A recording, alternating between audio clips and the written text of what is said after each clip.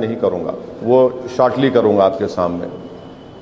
اور سب سے پہلی بات تو یہ ہے کہ ہمارے پارٹی لیڈر اکبر الدین اویسی دوبارہ انشاءاللہ چندرائن گٹے سے مجلس کے امیدوار رہیں گے۔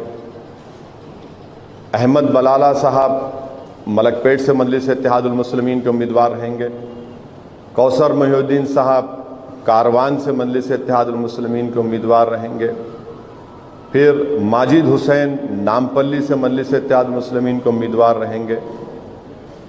یاقوت پورے سے جعفر حسین معراج صاحب انشاءاللہ مجلس اتحاد المسلمین کے امیدوار رہیں گے، اور چار مینار سے ایکس میئر ذوالفقار صاحب مجلس اتحاد المسلمین کے امیدوار رہیں گے۔